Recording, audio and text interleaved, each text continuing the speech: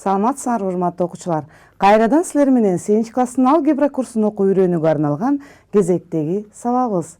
Балдар, буга чейин силер менен квадраттык тамырлар, арифметикалык квадраттык тамыр жана ошондой эле даражадан квадраттык тамыр чыгарганды үйрөнгөнбүз. Ал эми бүгүн дагы бир жаңы тема менен таанышабыз. Анда, балдар, келгиле калем сап дептериңерди колуңарга алып, жаңы теманы жазабыз. Бүгүнкү сабагыбыздын темасы көбөйтүндүдөн квадраттык тамыр чыгаруу. Бөлчөктөн квадраттык тамыр чыгаруу. Кана балдар, жаңы теманы дептерибизге жазып алабыз. Көбөйтүндүдөн квадраттык тамыр чыгаруу, бөлчөктөн квадраттык тамыр чыгаруу. Келе анда балдар, төмөнкүдөй мисалга көңүл буруп көрөлү. Сандарды салыштыргыла дейт.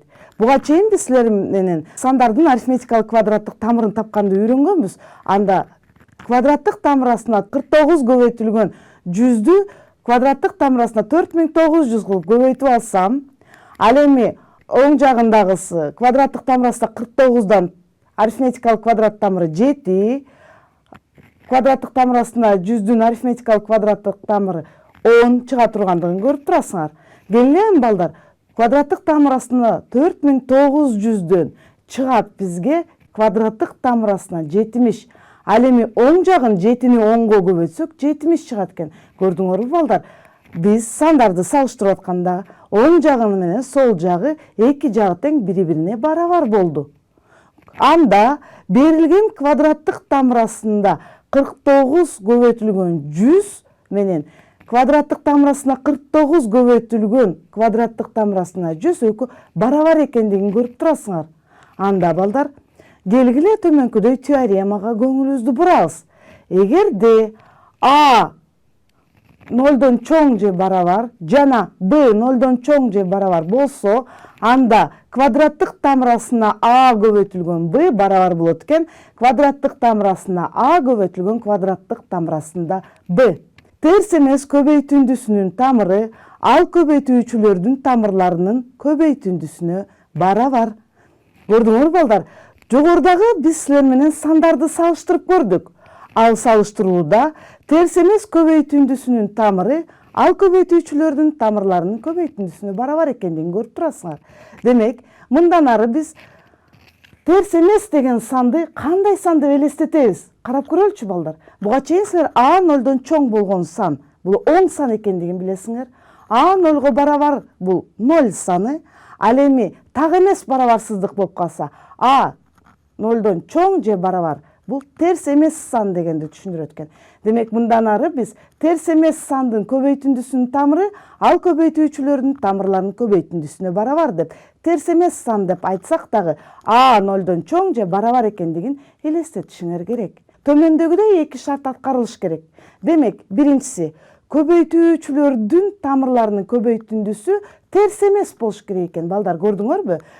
Квадраттык тамырасында А көбөйтүлгөн квадраттык тамырасына Б 0дон чоң же барабар экен. Көрдүңөрбү? Терс эмес экендигин көрүп, квадраттык тамырасына А көбөйтүлгөн квадраттык тамырасына Б'нын көбөйтүндүсүнүн квадраты А көбөйтүлгөн Б'га барабар экендигин көрүп турасыңар. Мына, ушул теорема канааттандырыш үчүн бизде эки шарт аткарылышы керек экен. Анда ушул эки шартты пайдаланып, биз терс эмес көбөйтүндүсүнүн тамыры ал көбөйтүүчүлөрдүн тамырларынын көбөйтүндүсүнө барабар экендигин көрөт экенбиз. Анда балдар, келгиле берилген квадраттык тамырасы 49 көбөйтүлгөн 100дүн ушул теоремага таянып көбөйтүүчүлөрдүн квадраттык тамырынын астынан алалы. Квадраттык тамырасына 49 көбөйтүлгөн 100 барабар экен квадраттык тамырасына 49 көбөйтүлгөн 100гө. Квадраттык тамырасы 49тан экинчи шарт боюнча квадраты 49га барабар болгон сан бул 7.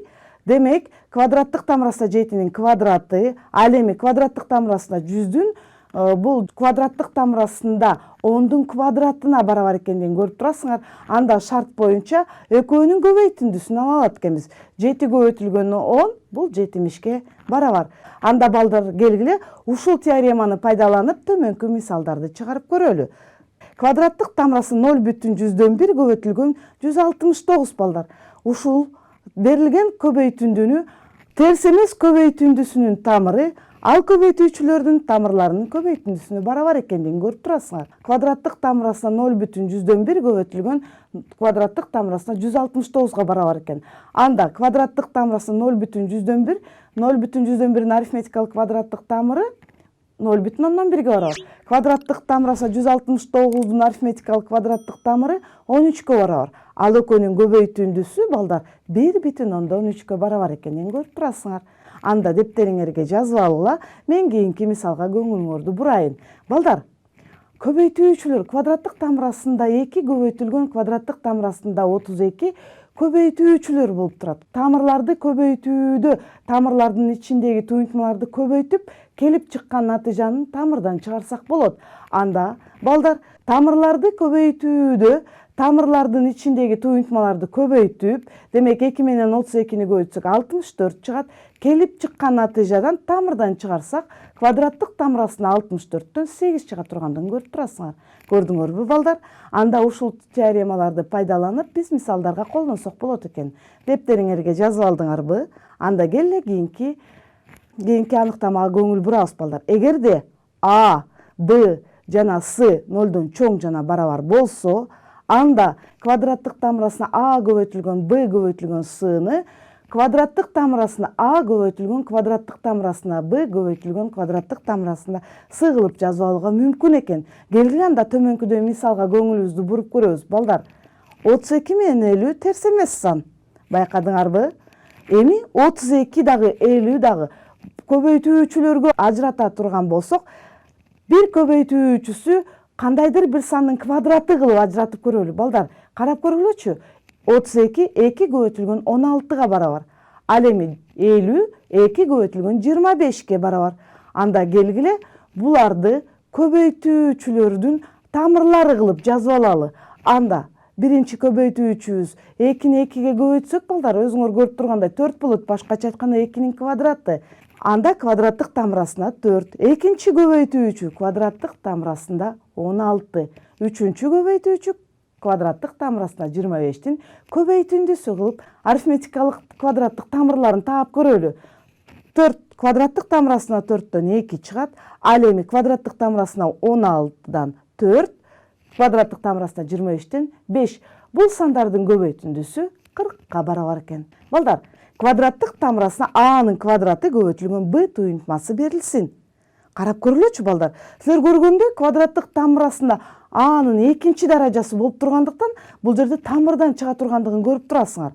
Анда төмөнкүдөй теоремага көңүлүбүздү буралычы. Эгерде А 0дон чоң барабар жана Б 0дон чоң барабар болсо, анда көбөйтүндүдөн алынган тамыр жөнүндө теорема боюнча биз квадраттык тамырасы А'нын квадраты көбөйтүлгөн Б'дан көбөйтүүчүлөрдүн тамырлары кылып жазып алалы. Квадраттык тамырасы А'нын квадраты көбөйтүлгөн квадраттык тамырасына Б. Силер билгендей, квадраттык тамырасы А'нын квадраты. Бул А'нын квадраты А санынын экинчи даражасы экендигин көрүп турасыңар. Бул туюнтма терс эмес сан болгондуктан, модул ичинде А'дан А эле оң сан чыга тургандыгын билесиз. Себеби терс эмес болгондуктан. Демек, А көбөйтүлгөн квадраттык тамырасына Б чыгат. Мындай өзгөртүү балдар, көбөйтүүчүнү тамыр белгисинен чыгаруу деп аталат. Келе эми экинчи учурду карап көрөбүз. А менен Б 0дон чоң же барабар болгон үчүн А көбөйтүлгөн квадраттык тамырасына Б тескерисинче Аны тамырдын ичине киргизүү үчүн экинчи даражага көтөрүү менен квадраттык тамырыс ичине A'нын квадраты кылып киргизип алдым. Байкап тургулачы балдар. Көбөйтүү квадраттык тамырасында Б. Эгерде көбөйтүүчүлөр квадраттык тамырдын астына алынган болсо, биз алардын көбөйтүндүсүн квадраттык тамырдын ичине бирге жазып алууга мүмкүн. Көрдүңөрбү? Квадраттык тамырасына A'нын квадраты көбөйтүлгөн Б кылып алдык.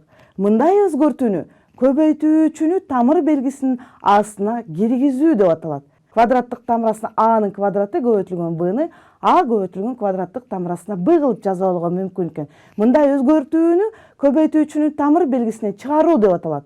Ал эми экинчи учурду карап көргүлөчү.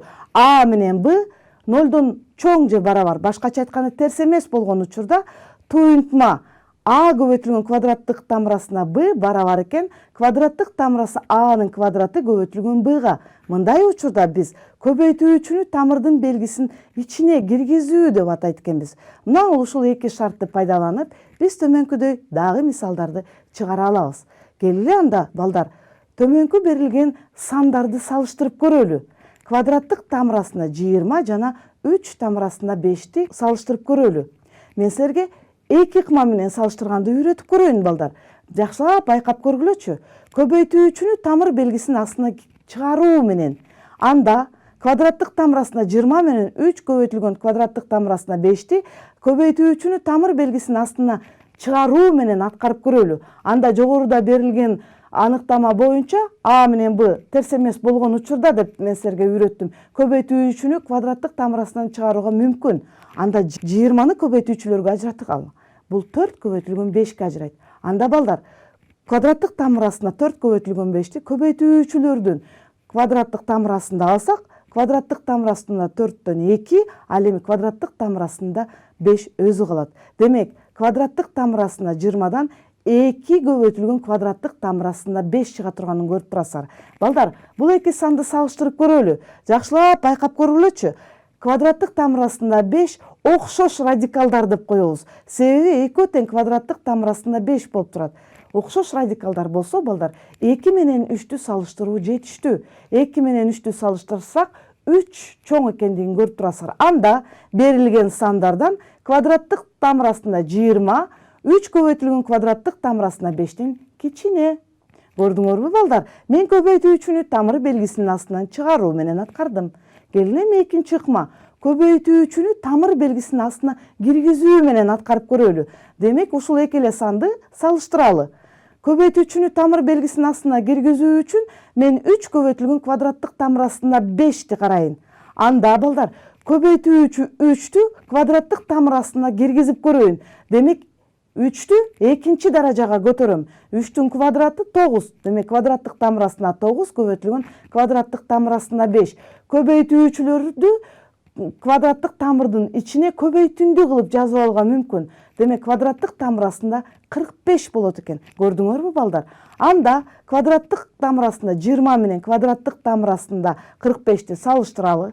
Экөө тең квадраттык тамырасында болуп тургандыктан, эки жагын квадратка көтөрүү менен биз мурунку сабактарда силерге сандарды салыштырганды үйрөткөнбүз.